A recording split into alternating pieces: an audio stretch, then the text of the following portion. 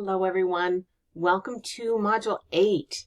So this module looks really packed, looks really big, but most of it is learning material, things that are really important, handouts, resources, and the like that will help you to combine all of your information, all of these great sources that you found in your synopsis and organize, and first of all, study that material, form your ideas, form your information, form your opinions, and then learn how to organize your opinions supported by the research into a really effective, persuasive article or essay. So just keep in mind that your voice is the paramount voice here, not the sources. Don't hide behind the sources.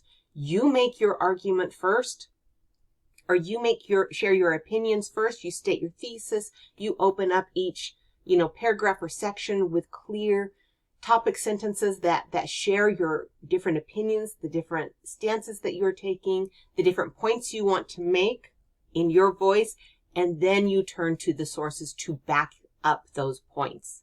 You need to have your voice paramount in the beginning of those points and the end of those points. The supportive material from those sources are weaved in through the middle to support and back you up. Okay, keep that in mind. And so a lot of this learning material is to help remind you of that.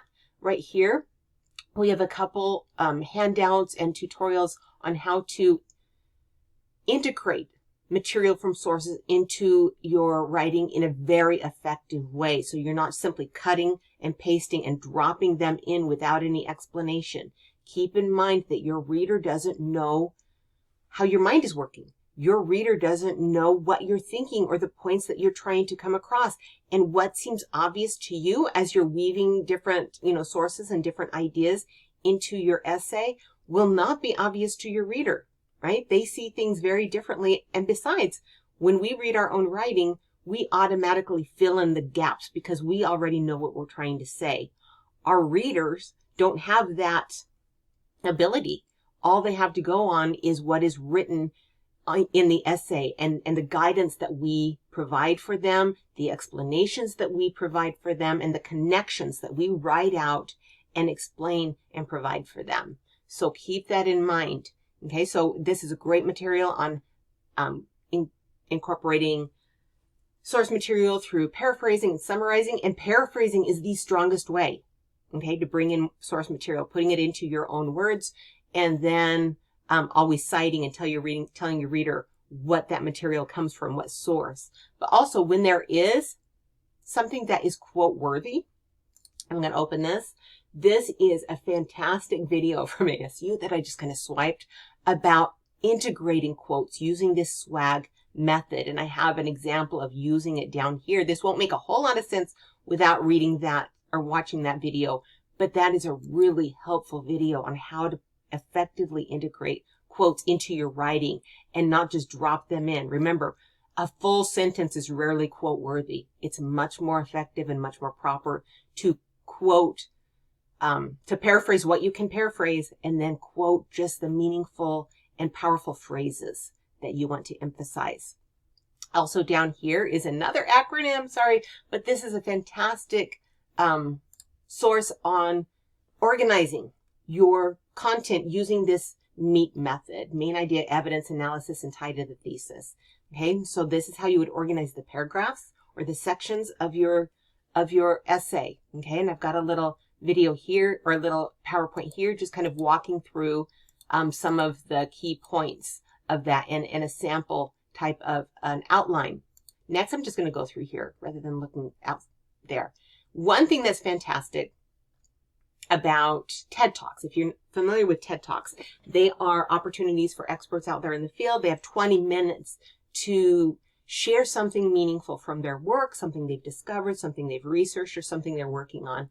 And a lot of times these talks are organized in the exact same manner, that MEAT method, as a regular academic essay or persuasive essay would be organized. And so I invite you to watch this. This is a really fantastic TED Talk. It's really interesting on a surprising aspect of David and Goliath, that kind of traditional tale that has, goes back to a biblical origin, but it's become kind of synonymous with the underdog. And so Malcolm Gladwell is a New York Times best-selling author who writes about that. And so he shares his story or his research on what he has discovered about that tale. And look at the organization, okay? Because that's going to be the same organization that you use for your essay. These next two handouts, fantastic handouts on introductions and conclusions. Please download them, save them. They're really easy to follow. I've just swiped them from University of North Carolina. And so there's a lot of references to the Tar Heels in them, but they are fantastic. Save them for writing effective introductions and conclusions.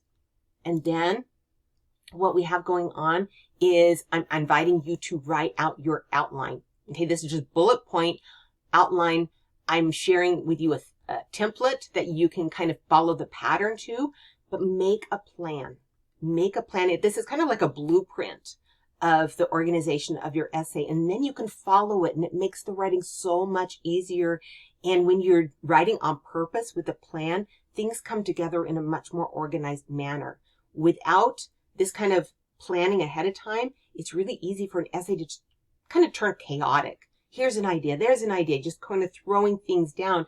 And if you're like me, when I write without a plan, I lose control of my writing. I completely lose control of what I'm trying to say. So here's an opportunity to work on that outline and get that turned in. And then we're going right into the peer review. Okay. Look at this peer review and work on that. Looks like some people have already started with that. And then we're going to get into our next week. Okay. Let me know if you have any questions, and have a great week.